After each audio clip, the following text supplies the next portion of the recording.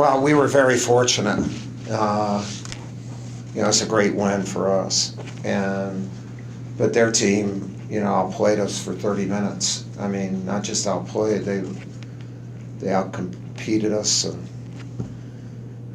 And, I know. Look, I commend them. They probably were more deserving of winning. But in the last 10 minutes, we were spectacular. And in order to overcome that difference in competitive spirit, needed to be spectacular because it was that pronounced. I mean, we're down 23, and they played so well. And then we went to our 2-2-1, and we felt that might help us, before the game. But Jordan Goldwire really helped us. We have two guards up there that really put a lot of pressure, and then Zion played the last part of the game with 4 fouls and played it great. And Cam hit dagger shots, and we did enough to overcome really not just a point deficit, but an effort and competitive deficit. Again, there's not a value there, but you could see it, obviously. I mean, I saw it, and we won. But the last 10 minutes, we were spectacular. Such a crazy. It's a crazy game. Human beings are crazy. They can go from one thing to another, and they're really good. I mean, he's done such a good job here, and this crowd is it's one of the really great venues for college basketball, and so appreciative of the game. And what they've done is incorporated and brought back the past. What Denny and Rick and the people before them have, and what they've made Louisville. Such one of the great programs in the history of college basketball. And so to get a chance and win a game like that here is, I feel very proud that we were able to do that. But I also understand the whole thing, and I feel bad for them. Because they were so damn good, and I feel a little bit better for us, but it doesn't mean I don't feel bad for them. So, any questions that you might have? Mike, Zion said that at the 10-minute mark when you guys had a timeout that you told them we're going to win. Did you believe it at that point? Well, it's interesting. At the shoot-around today, I was talking to Reese Davis, and I said, they're talking about leadership, and I said, one of the things, I had Roger Federer on my show last week, and I talked about his strong face, and I said, in order to be really good, you have to have a strong face and strong mannerisms, even if you don't feel strong.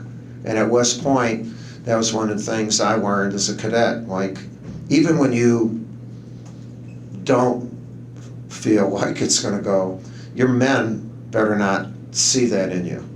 And as a result, you can speak into action sometimes. And I did think that we could play better. I was hoping that we wouldn't lose by 35. So, to be quite, no, I'm not kidding. Look, we could have. And so you're talking positive, but I don't know belief yet. And then once that press was going, then I said, we got a chance here. We can get it. But at that point, I think I was.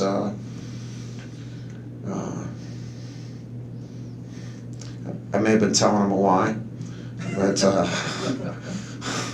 as a cadet, it would be social honor. It wasn't real. It was something I needed to do.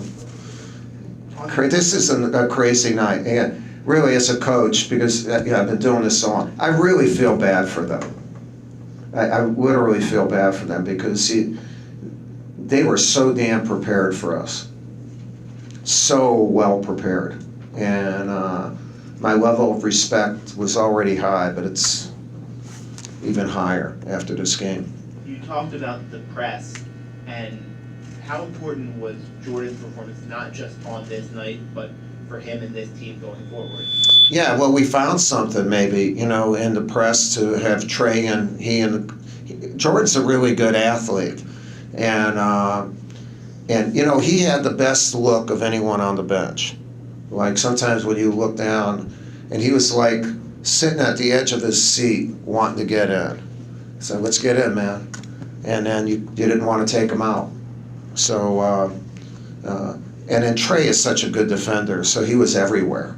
He's just everywhere, and they were looking where our guys were and not attacking them.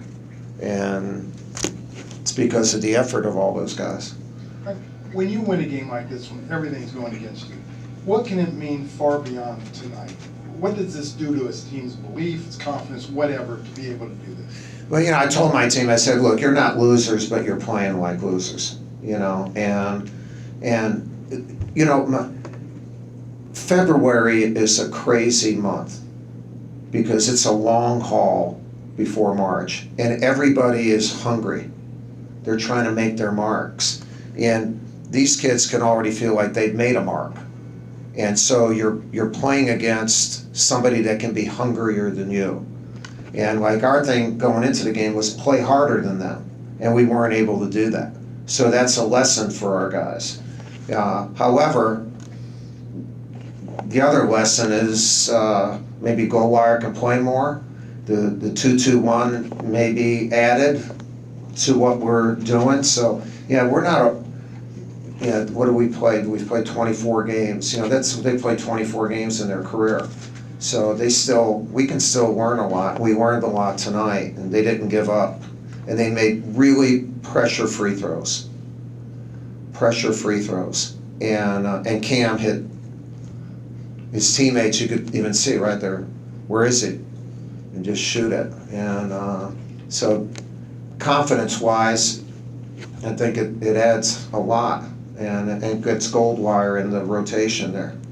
When Louisville built that lead, they were able to get in the lane, get a lot of transition baskets, a lot easier baskets. Like, what was happening to you guys defensively there? Was the missing shots affecting their defense, do you think? Or? Yeah, a little bit. Like, we missed a lot of shots. Like some of RJ's shots around the bucket, nothing. And then we missed almost every free throw.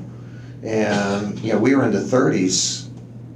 I mean, we're a really good offensive team, and it's not about just jump shooting. They were playing hard, so it wasn't just us missing.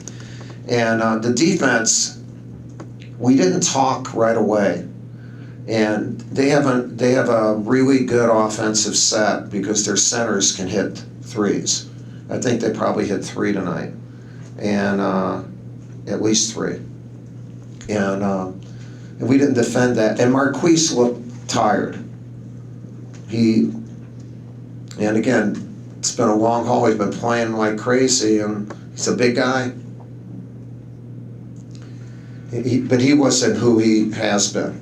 And so just the change in defense helped. Because we were still able to attack. And I think then when we stayed in zone, we attacked more in the zone instead of just only coming back in a zone. I don't know. I think that's what happened. Who the hell knows? Who the hell knows? In all your hundreds of games, Coach, can you come up with any similar? Yeah, I'm not a big guy, and I hope it's not just because I'm getting older that my memory is not as. I try not to think about the past. So when people say, you know, what, do you remember the score? Or, you know, no, I do not. And, well, you know, sometimes a guy will come up to me and says, you know, I played against your team in '84. Remember me? No. No. You mentioned that you felt bad for Louisville. I still feel bad for him. What do you think Chris Mack tells those guys? I don't know. Look, he's a hell of a coach. He'll get right. They were worthy of winning. You know, I mean, they were worthy of winning. The crowd was great, and it you know, it was close to being like an amazing celebration of how well they played and how well Louisville supports their team. And we were able we were spectacular for 9.5 minutes, and it was just good enough to make do, so.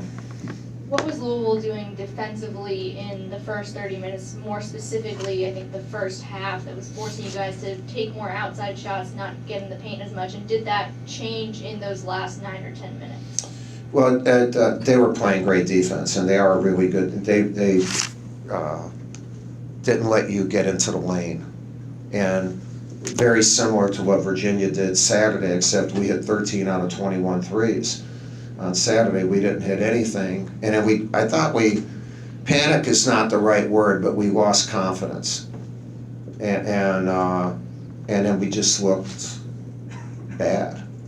You know, we just looked bad. And in the second half, because we got runs, their defense wasn't set up. We got it off of turnovers, rebounds, and we got shots before their defense was set up, and attacked the basket. One of the biggest plays of the game was Trey Steele when it was 69-64. I think that if he doesn't do that, then we're not going to win. I thought that was a huge play. Anything else for Coach? Coach, you did mention that you had a lot of respect for Chris Mack, but are you surprised how he is doing this in year one of Louisville? You know, I'm not surprised because he was terrific at Xavier. And, you know, look, if you coach here, you're going to be good. You're going to be good. This is one of the great programs. So kids want to come here, fans want to go in those stands, and they want to go nuts, and they want to support their team, and then he's good. So other than that, I don't know what else you need. Yeah. Was extending the defense the last thing that last card you could pull? Yeah. Was that your idea or one of your assistants? No, well, it's our ideas. And going into the game, we felt that the 2-2-1, we don't do it very much, but we actually practiced it for this game.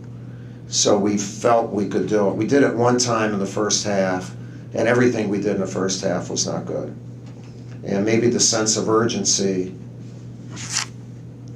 sometimes something you do doesn't work because of the attitude you have when you do it. And so the sense of urgency made the defense work. So thank God. My guys want to win. They're good guys. They're really good guys. All right? Thanks a lot. Corey McGetty allegations, do you know anything about that? No, I don't. Yeah, I mean, just we're the same thing. No knowledge. And at that level, for that serious of an accusation, it's always university level. Always. Our university, they'll handle everything, and that's what should happen. You know, a coach shouldn't do anything with that. I have no knowledge of it, but I'm not the one who's going to be in.